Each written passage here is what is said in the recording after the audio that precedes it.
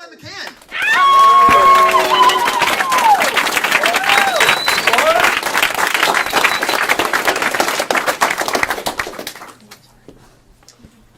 My friend Kyle is recording this, and he told me to put this on the table up here, and I don't know what it is, so I'm sorry if it's a bomb. I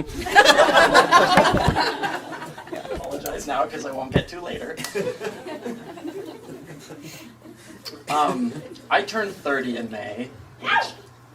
Thank you. I turned 30 in May, and I knew that my 30th birthday was coming because, like, the emails and letters from my parents about why haven't you impregnated several people yet were like there were more of them than usual, and so I decided to celebrate it. Not everyone does. I decided to celebrate the fact that I was turning 30, and for many reasons I thought it would be a good idea in May when I turned 30 to go to Ukraine. It's a pretty peaceful place lately, so I was like, eh. So I went to Ukraine. This wasn't the first time I had been to Ukraine, but I went, and I was in far western Ukraine. There were a few reasons why I went there, and I'll get to those reasons. But I was in far western Ukraine, and one day I went out to the street and found a taxi driver, and I said, I got in the taxi and I said, I need you to take me to a place called Hospital Bohdan.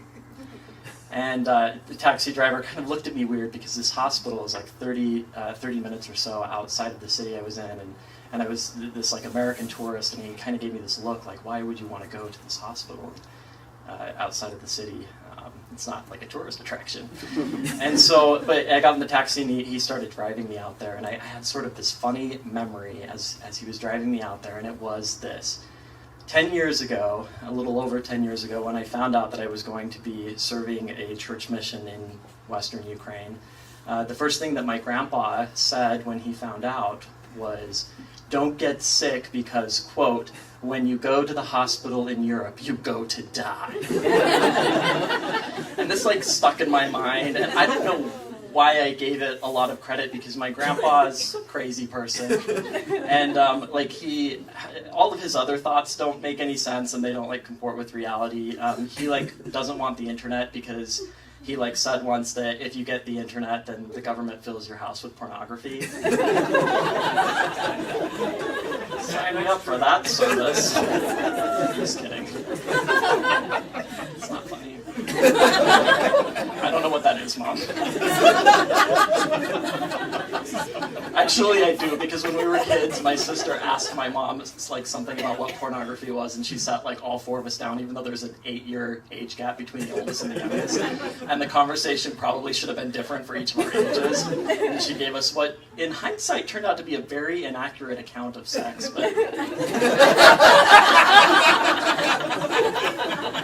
not that I know what's accurate.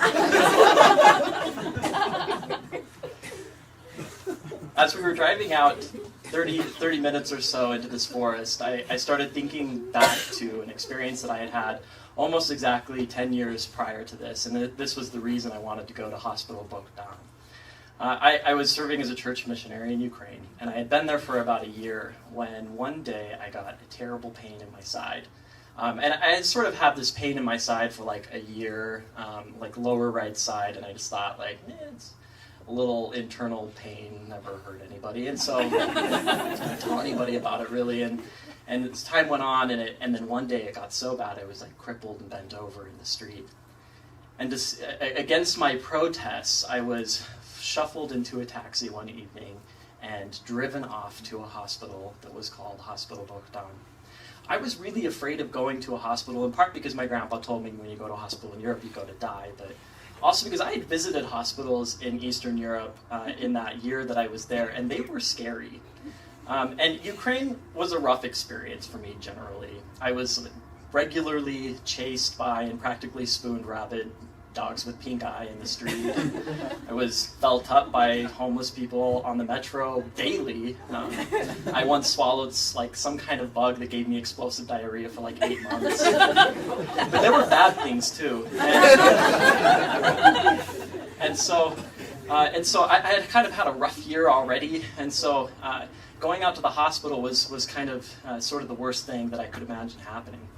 we drove through this forest, this like windy forest, and they chose this hospital that was a little bit outside of the city because they said it was better than most of the others, and I really hoped that that was true. By the time we got to the hospital, it was pretty late and it was dark outside. And we turned this corner and the hospital came into view. And I know that my memories are probably exaggerated, but I swear like lightning struck as we saw the building. And it looked to me at the time like Dracula's castle. It was sitting in the middle of this forest, Dracula's castle. And we pulled up and there was a sign that said, Hospital Bohdan, where all of your dreams come true. It's like Disneyland, except scarier. And we pulled up and we walked into this building. And I was in a lot of pain. And the doctor kind of came out, and the interior of this building was scarier than the outside. It looked like it hadn't been updated since the Soviet era, and I'm like Stalin Soviet era, like 1930s. And the way people were dressed was very like could have been a horror film. Definitely, probably was a horror film. Stop laughing. This isn't a funny story. So appropriate for Halloween. Doctor pushed and prodded and this and that, and then finally declared that I had appendicitis, because apparently you can just tell by like touching. They like didn't run any tests, but he said I had appendicitis and I was going to have to go under the knife. And they scheduled the surgery for 1 o'clock in the morning. And I don't know why it had to be 1 o'clock in the morning, but it felt shady, like we weren't supposed to be doing it. And they began prepping me for surgery. They put me in this little room and they handed me a gown, which was really lovely. It was like, it went to about here. It was white. It had some blood stains on it. They were dry. This was a classy place. A couple of holes in it. And they told me to put this gown on, take off all of my other clothes and put this gown on. And so I put it on, and I was a little bit embarrassed trying to like keep it covering everything, and modest is hottest, and so and then the nurse came into the room and she said, we need to take your temperature, and she handed me this thermometer. So I put the thermometer in my mouth and immediately discovered two things. The nurse could move very quickly, and the Hospital Bohdan didn't use oral thermometers. So that part was nice. Then Miss Nurse hands me a razor and a bar of soap, and she said, you need to shave your stomach. You need to like shave anywhere near where they're going to be cutting into you. And I was like, well, I'm like not a hairy person. Like, you have to have gone through puberty for that. I'm only 30, okay? And so like I wasn't that concerned about shaving, and I think I didn't do it at all. And I was like, whatever. Like, I'm not a hairy person. Maybe they think they're like anticipating that I'm hairy. So a little after midnight, the doctor and several nurses came into the room, walked into the room, and they said, we want to make sure you're ready for surgery because the surgery's coming up soon. I was like, I'm aware. I know that it's coming. And the doctor then grabbed my gown and raised it with everyone in the room, and then pointed at me and said, this boy has not shaved. And then he pointed to the nurse, this like 19-year-old nurse, and said, shave this boy. And I was like freaked out, and the nurse was like, he's not handicapped, he can do it himself. Which, like, I was a little bit offended, like how much she protested it. Like, a simple no thank you would have been fine.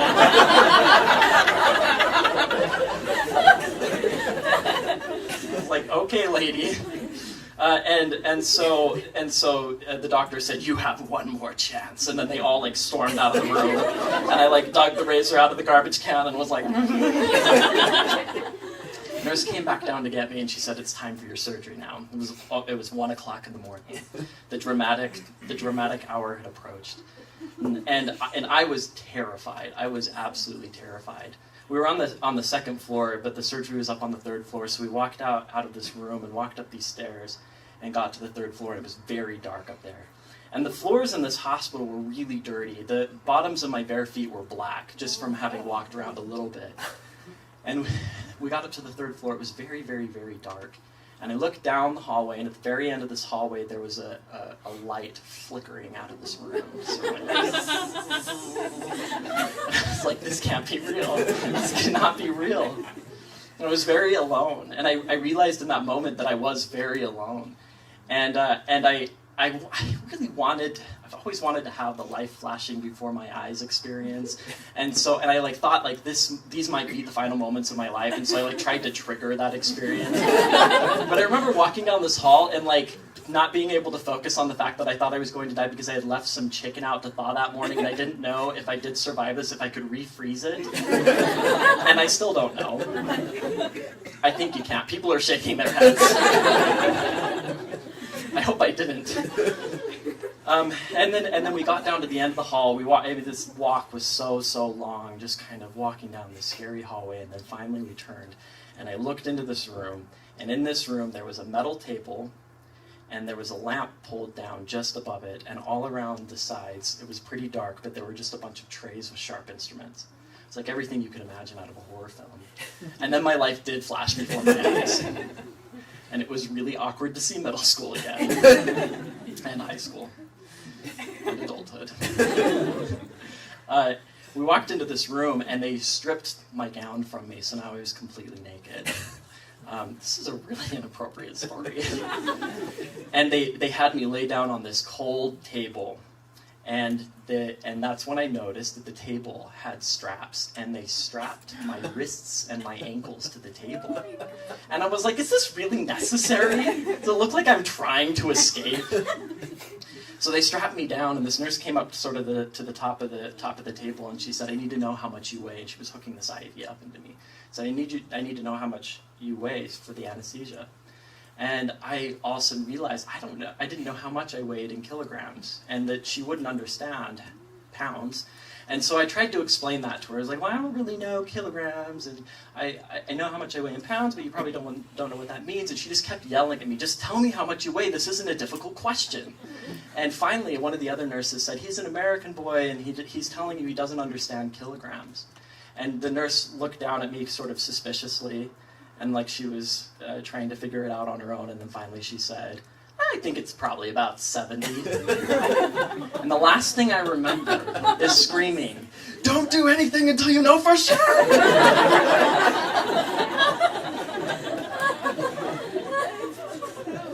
I came to a little while later, and I don't know how long it had been. I had no idea how long it had been, but I sort of woke up. And I could tell that I could see like some light and flickering, and I was sort of laying on this table trying to get my bearings and remember where I was. And suddenly I remembered, oh my gosh, I went into surgery. Apparently I survived. And I raised my head and discovered to my horror that the surgery was ongoing. Which I think means I weighed more than 70.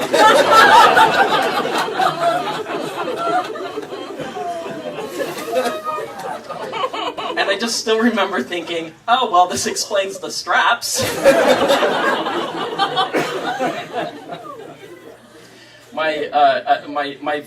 I screamed, like with powerful voice that I didn't know I had in me. I just screamed, and I think all of the birds in the forest were like... And the nurse, one of the nurses, ran to the top of the table, and it was chaos, and I swear like the light flickered even more, and she like grabbed my head and slammed it down. It was like they were doing experiments on me, and then they must have given me more anesthesia because I was knocked back out. I came to again a little while later, and this time I was in a different room, and the surgery was clearly over. So, dodged a bullet. I'd say it went pretty well. And I was in this other room, and I had a very strange experience coming out of this anesthesia. And if you've ever had a surgery before, typically I think what happens is as you're coming out of the anesthesia, you say a lot of weird things you don't really remember, but your family remembers, and then they like tell you about it later, and it's this really fun story. This wasn't one of those things. This stuff, I don't know what they gave me, but it's for sure illegal here, because I knew exactly what was going on. I have a perfect memory of this, but I had absolutely no control over myself.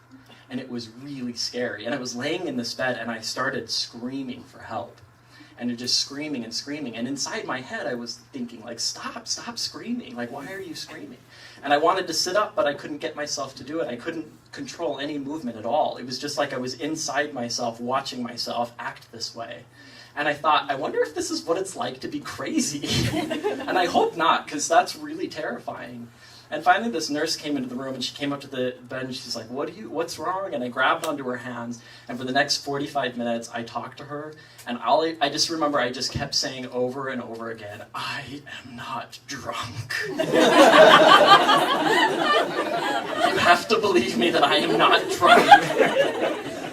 We need to go to the president of the world and have him get rid of all of the alcohol so that there won't be drunk people. And she was sort of just laughing, and it was really strange because I kept saying words and phrases in Ukrainian that in my head I didn't understand, but it was like I was speaking out of my subconscious or something. He was saying, repeating things that I had heard on the street that I never really had learned or could remember or recall in normal conversation.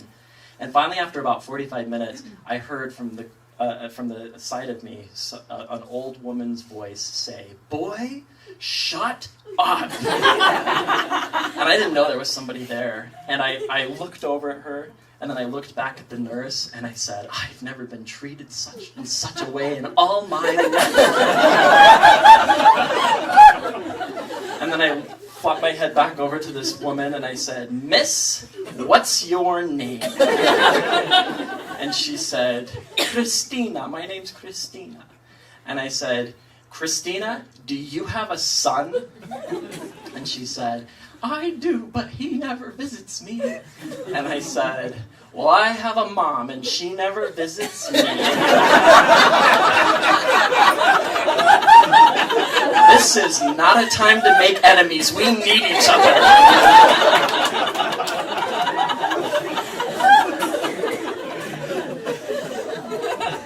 And I don't know if she was on something, but I just remember her saying, "That's right!"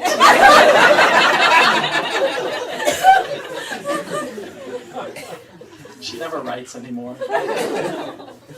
I fell asleep and I woke up a little while later, and now I was in another room and I was out of the anesthesia and I had control over myself. Fortunately, I did eventually come out of the anesthesia. I'm not just like here against my will. And I was so relieved, and I was laying in this bed and I was just so relieved, and I was like, the worst is over, and it was not. The worst was not over. The worst was coming, because a couple of hours later, I was laying in this bed trying to recover, have this peaceful recovery all by myself, thinking about the horrors that I had just gone through. And suddenly I heard this scream coming from down the hall, just this. And I sat up in my bed and, what's going on, kind of scared, and the scream died down and turned into a whimper. Just this crying, and I could hear it from all the way from down the hall. And then suddenly I heard somebody else scream, and this scream was a little bit closer to me. Just this scream, and then it died down into a whimper. So now there were two people whimpering and crying. And then there was another scream, and it was a little bit closer. I was like, okay, the screaming is approaching my room. That scream happened, died down into a whimper, and then I hear this cart. And this nurse carts this cart into my room. And she says to me, "It is time for a shot now." And I was like, okay, is that what everyone's screaming about? I thought they were amputating things. But I can handle a shot. I've been getting shots since I was 6, and I'm pretty good at it. So I was like, okay, go ahead.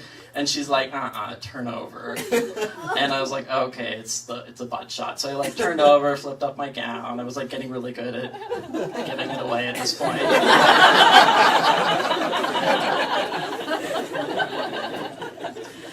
Flipped over, and she pulled out this needle, and I swear it was like the Space Needle. It was the longest. I don't even know if it can be classified as a needle. It was like a nail, a baseball bat. I don't know how thick it was. It was very thick. And she just jammed it into me. And I swear to you, I exaggerate a lot, but on a scale of 1 to 10, this was a 40 billion in pain. And to this day, it is still the most painful thing I've ever experienced. And I screamed, and she was on top of me, keeping me down. This big old nurse. I didn't like it.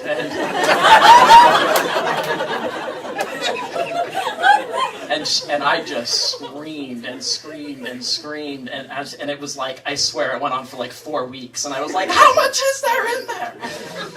And then she pulled it out, and it still hurt, like as though it was still in there. And I just broke down into this cry. And I just started crying. And I was like, I felt like all the people in the hall were like my kindred spirits, and we're all like crying. And eventually I heard the far end of the hall, that person stopped crying, and then the next one, and I was like, okay, it's coming. The pain will stop. As a church missionary, you typically have like a missionary companion with you at all times, but this was like one of those special circumstances where I didn't. And so I was mostly alone through this experience, except for later that day after I had gotten the shot. My missionary companion had come out into the forest, 30-minute drive to visit me and make sure everything was okay. He was sent to check on me. And so he came into the room, and he sat down, and he was talking to me and kind of asking me about what my experience had been. And I was like, I don't even know how to describe what's happened to me since you dropped me off here. It hadn't been good. But I was sitting there, and then all of a sudden we heard down at the end of the hall a scream. And it was like Pavlovian response. I was just like, oh my gosh, what is happening? And then that died down into a whimper, and then there was another scream, and it was a little bit closer, and the screaming was approaching the room again, and I was getting really nervous and kind of anxious, and he could tell something was wrong, and then all of a sudden we hear, it is time for shot now. And I was like Spider-Man, like at the corner of the wall, like saying the Lord's Prayer, like yelling curses in Latin, and I don't even speak Latin. And this missionary companion was like, can you give us a minute? And she rolled her eyes and walked out, and he's like, so, do you want to talk about it? And I was like, you have no idea, it hurts so much. And he he's like, well, you have to get the shot, like, I don't think there's any way around this, like, it might be important. And I was like, well, do you know what it is? He's like, no, I don't know. And he's like, but it might be important. And so we're church missionaries, and so he's like, do you want to say a prayer? Like, we could say a prayer about it. And so I was like, oh, okay. And I wish we had this prayer recorded. Because it was like, dear God, I want to start off by saying I haven't asked for very much lately. In the event that there is a quota or like a limited amount of things you can ask for, I haven't asked for very much. And second, I'm about to get a shot in my butt. You might have been there earlier. And if you were, you probably know I didn't like it. So if you can make this one hurt less, that'd be great.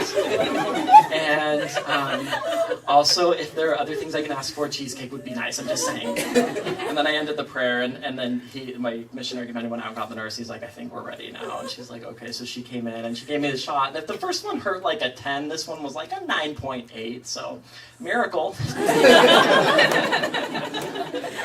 And those shots continued twice a day, every day, for the remainder of my stay at Hospital Bohdan, where all of your dreams come true. After 6 or 7 days of being there, mostly alone, I was starting to go crazy. And I was feeling really gross because I was still in that same white gown, and now I had some of my own blood stains on it. That white gown could tell a story about a lot of people.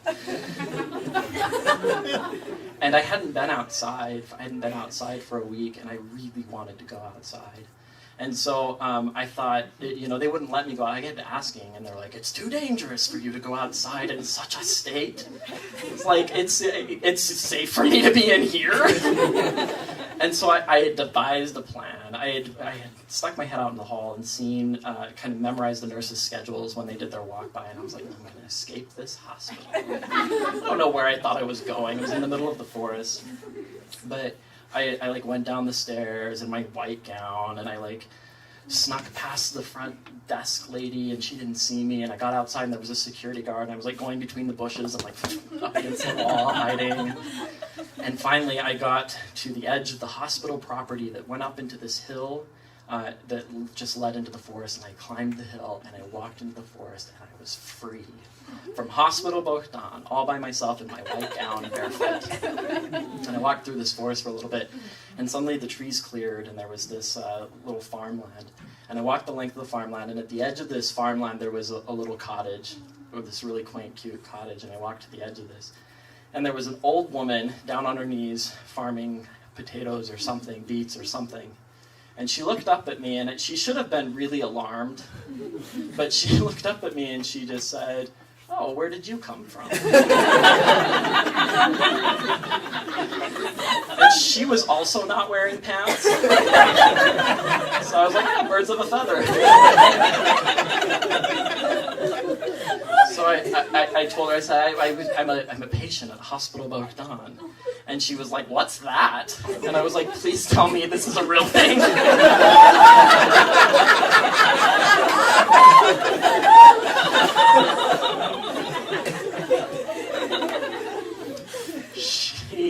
She and I chatted for a little bit, and then she invited. It was just so picturesque. I mean, it was this funny little thing. She invited me in for a bowl of borscht in her house, in her little cottage, and I went in, and I was like crossing my legs and trying to keep myself modest because first time I had met this person, and she was talking to me, and she thought it was really strange that I was this American that was there in Western Ukraine, and she just kept saying, "They let you come here?" And as I got talking to her more and more, I came to find that she thought that the Soviet Union still existed and the Cold War was ongoing. And I was like, well, of course she thinks that. Who would have come out here to tell her?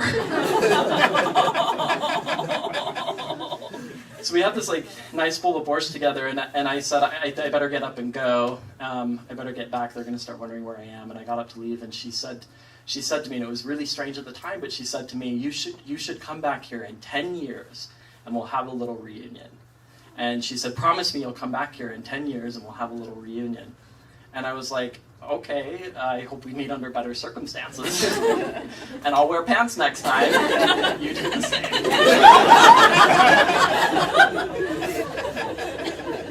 But I left, and I went back to the hospital, and it was really disappointing to find that they didn't even notice that I was gone. A few more days went by, and finally I kept asking them, "How much longer do I have to be here?" And they kept saying, "A little bit longer, a little bit longer." And they wouldn't give me any specifics, and finally I got a hold of the doctor. I said, "How much longer do I have to be here?" And he said, "We'll have you out of here in a few weeks." And I was like, I'm not doing shots twice a day for a few more weeks. And so I started, I was like, "Where are my clothes? Where are my things? I need to get out of here. I need to get out of here." And they protested, and the doctor was at the door of my room, trying to hold me in, and "No, if you leave, you'll die." And I was like, "If I stay, I will die." And so they finally made me sign something. They wrote it all out and made me sign it, and understand it, so probably shouldn't have signed it. But they called me a taxi, and I rode all the way back in my little white gown. They couldn't find my clothes. Rode all the way back in my little white gown, barefoot, walked down the streets of this city back to my apartment, and sat on the steps waiting for my missionary to come home. It was a really strange experience, as you can imagine, and I lasted another year in Ukraine, and then made it home after that. And over the course of the next 10 years after that surgery happened, I thought a lot about this experience, and as happens often, and as you can probably understand, I'd always wondered how much of the experience has been exaggerated in my mind, and how much of how I'm picturing the way things were and the way things looked was really accurate. Because it was a really traumatic experience, and it happened at a pretty early age for me, an early age in my adulthood. And I tend to exaggerate a little bit. I tend to exaggerate a lot. And so I thought I probably have exaggerated this experience in my mind. Over the course of the next 10 years, I had a lot of nightmares about it. Waking up in the night screaming, remembering waking up in the middle of the surgery and having little nightmares about that. This year, I realized as I was about to turn 30 that the 10-year anniversary was approaching. And I remembered as I was looking back at my journals that I had kept that I had made this promise that I had never really intended to keep and never really thought was serious, to go back and visit this woman in 10 years' time. I didn't think that she would even still be alive. And so as I was planning my 30th birthday right around the anniversary of the 10-year anniversary of this experience, I thought I should go to Ukraine and I should go visit Hospital Bohdan. And I was really nervous doing so as I climbed into that taxi in May and asked the driver to take me to Hospital Bohdan, as he gave me that weird look wondering why this American tourist would want to go visit a hospital in the middle of the forest. And he was driving me out there, and I was thinking about that experience and thinking about how much anxiety I felt riding out there, in part because I didn't know if I was ready to find out whether or not my memory of the place was accurate. There's something really unsettling about returning somewhere or returning to an event and finding out that it's not really how you remember it, even if it's kind of a bad experience. There's something unsettling about the fact that the realization that the things that we experience and the things that we remember might not be accurate at all. And so I was riding out there, and I was a little bit scared that maybe I would get out there and find out that everything looked totally, totally different than I had always remembered. The taxi pulled up, and suddenly Hospital Bohdan came into view, and I swear lightning struck again. And it looked exactly, every brick, every stone, it looked exactly how I remembered it. And there was something really comforting and unsettling about this at the same time. And the taxi pulled up, and he parked, and he said, how long do you want to stay here? And I said, I really have no idea. But I got out and I climbed, I immediately turned, and he kind of gave me a weird look. Instead of walking toward the hospital, I turned to that hill. And I started walking up this hill, and I got to the top of the hill, and as soon as I got there, I saw there was a wall that had been built. And I could see over the wall that the forest had been cleared, and that there were some apartment buildings being built back there. And I looked at this, and I saw it over the fence, and I sort of felt like my memories had been raped and pillaged in the name of progress, and I kind of felt like that old man or old woman at the end of that movie where they like go back to see the place that they remembered from their childhoods, and it was all totally different, and it was really kind of sad and strange to me. And I couldn't see a way to get around this wall, and I couldn't see a way to get back and have this reunion with this woman who probably wasn't still alive and whose house probably wasn't there anymore. But I turned around, sauntered back down this hill, and walked into the hospital, and I really wanted to see the second and third floor of this hospital. I really wanted to go inside. And it was kind of scary to walk inside of it, and all these emotions and feelings came flooding back to me, and some of them were funny and some of them were not. And I walked into this hospital, and suddenly the woman who was sitting at the front desk jumped up and ran over to me and said, "What can I do to help you?" And I don't know why I lied. I should have just told her the truth. I'm here to relive my memories of this awful experience in a disgusting, vile cesspool of a hospital. But I lied. And I said, I'm here to visit Olga. I just made up a common name. I'm like, surely there's an Olga here. And she said, Olga who? And I made up a last name. She said, what room is she in? And I said, I don't remember what room number she's in, but I could find it. Could I just go upstairs and see? And she said to me, son, this is not a circus. And I said back to her, I'm glad things have changed. Thank you.